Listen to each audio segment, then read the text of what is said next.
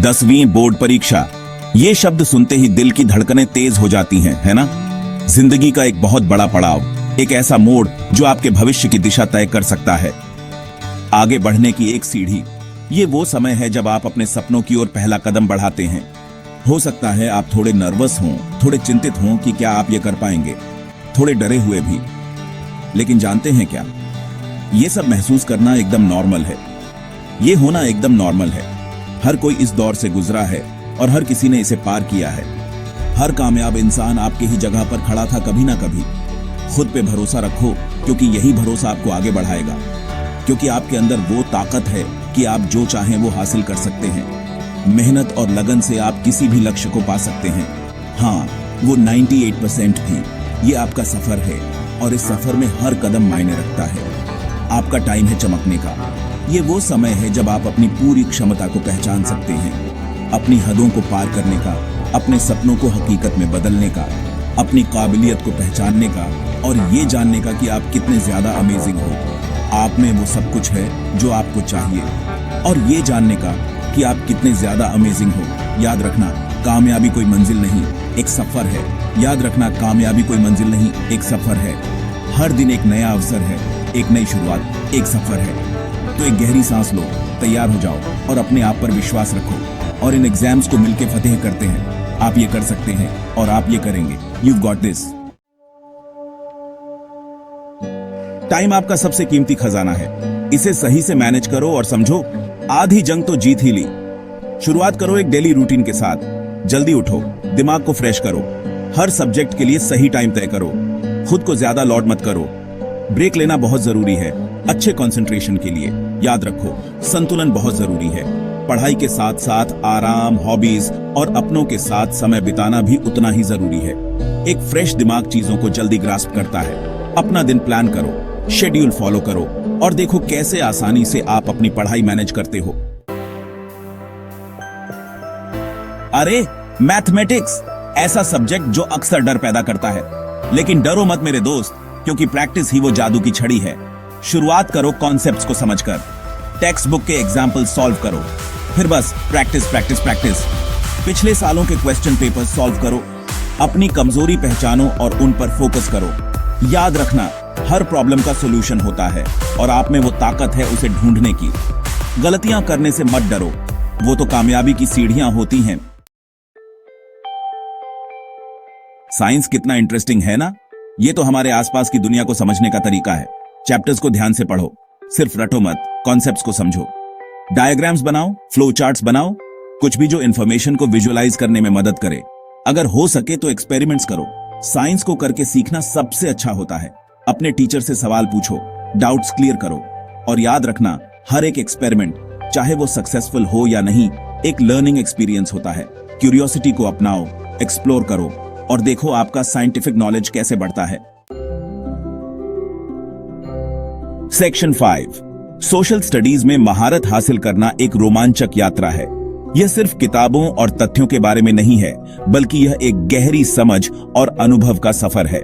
Social studies में महारत हासिल करना, यह विषय हमें समाज, इतिहास और भूगोल के विभिन्न पहलुओं को समझने में मदद करता है। यह हमें सिखाता है कि कैसे हमारे पूर्वजों ने समय के साथ समाज को आकार दिया। समय के साथ एक सफर। यह सफर हमें समय की गहराइयों में ले जाता है, जहां हम अतीत की घटनाओं को समझ सकते हैं और उनसे सीख सकते हैं। इतिहास, भूगोल, नागरिक शास्त्र, ये सभी विषय हमें एक व्यापक दृष्टिकोण प्रदान करते हैं। इतिहास हमें बताता है कि कैसे घटनाओं ने हमारे वर्तमान को आकार दिया है। सोशल स्टडीज समय और समाज के माध्यम से एक यात्रा है। यह हमें सिखाता है कि कैसे समाज ने समय के साथ विकास किया है और कैसे विभिन्न संस्कृतियों ने एक दूसरे को प्रभावित किया है। चैप्टर्स को एक इंटरेस्टिंग स्टोरी बुक की तरह पढ़ो। हर अध्याय एक नई कहानी है जो हमें अतीत की घटनाओं और उनके प्रभावों के बारे में बताती है। खुद को उन हिस्टोरिकल पीरियड्स में जीते हुए इमेजिन करो। यह कल्पना आपको उन समयों की गहराई में ले जाएगी और आपको उन घटनाओं का हिस्सा बना देगी। मैप्स, टाइमलाइंस और चार्ट्स का यूज करो जियोग्राफिकल लोकेशंस और हिस्टोरिकल इवेंट्स को विजुअलाइज करने के लिए। ये उपकरण हमें घटनाओं को बेहतर ढंग से समझने में मदद करते हैं। अपने परिवार और दोस्तों के साथ करंट इवेंट्स पर डिस्कस करो। ये चर्चा आपको वर्तमान घटनाओं को समझने और उनके ऐतिहासिक संदर्भ को जानने में मदद करेगी। अतीत को वर्तमान से जोड़ो। यह समझना महत्वपूर्ण है कि कैसे अतीत की घटनाओं ने हमारे वर्तमान को प्रभावित किया है और कैसे हम उनसे सीख सकते हैं। सोशल स्टडीज हमारी दुनिया, उसके लोगों और उसके इतिहास को समझने के बारे में है।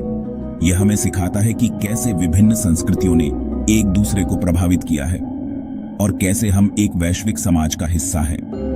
एक खुले दिमाग के साथ इसमें डूब जाओ और आप हैरान हो जाओगे कि आप कितना कुछ सीखते हो। यह विषय न केवल ज्ञान का भंडार है, बल्कि यह हमें सोचने और समझने की क्षमता भी प्रदान करता है। ऐतिहासिक स्थलों की यात्रा करो और उन स्थानों की कहानियों को जानो। यह अनुभव आपको इतिहास के करीब लाएगा और आपको उन घटनाओं का हिस्सा बना देगा। सोशल स्टडीज में प्रोजेक्ट्स और असाइनमेंट्स के माध्यम से सीखो।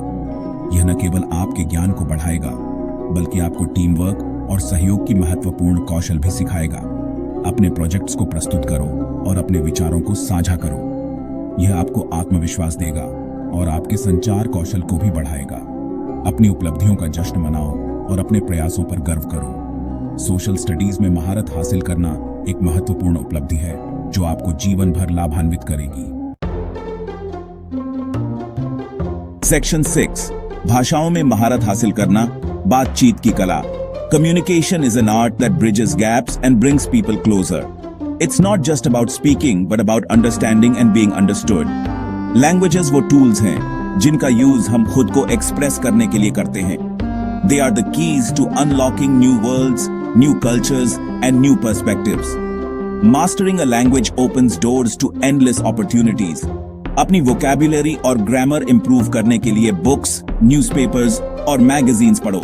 Dive into literature, explore different genres, and immerse yourself in the richness of the language.